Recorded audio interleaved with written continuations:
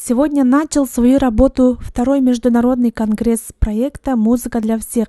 25 августа состоялось пленарное заседание, где выступили с докладами руководители ведомств, организаторы и почетные гости.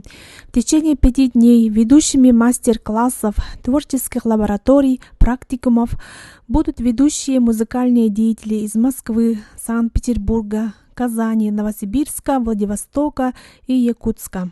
Сегодня у нас не только в городе Якутске, в республике праздник. Открытие, созидание будущего второго международного конгресса «Музыка для всех», международный мастер-класс. Тех гостей, которых мы ждали, все приехали. Мастера будут давать мастер-классы. Вообще в России проводились мастер-классы, скажем, по баяну в одном направлении или по скрипке, да. А так, чтобы по многим направлениям, это впервые проводится, мне кажется, во всяком случае, мы не знаем. Впервые проводится по проекту «Музыка для всех». Владислав Пивко приехал, народный артист СССР. Он будет давать нашим оперным певцам мастер-класс.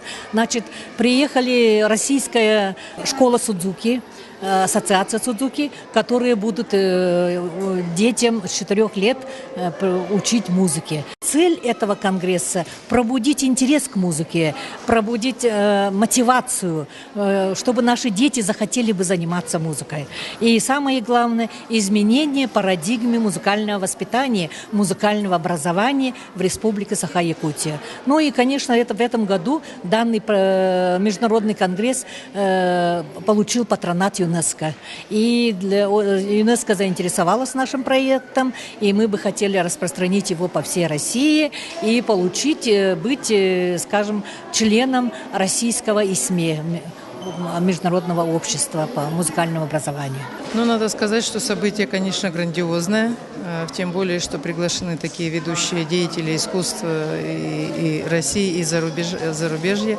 И надо сказать, что музыка-то нас, в принципе, сопровождает с колыбели, и поэтому мероприятие, которое сегодня здесь проходит, объединяет всех абсолютно от мала до велика. Я так думаю, что это дело, которое затеяно у нас в Якутии, будет на долгие годы перспективным. Музыка, она нужна для всех, она должна быть общедоступной, общереализованным. Вообще, это проект очень хороший. Спасибо организаторам, модераторам, президенту. Много нового можно узнать, для себя что-то взять.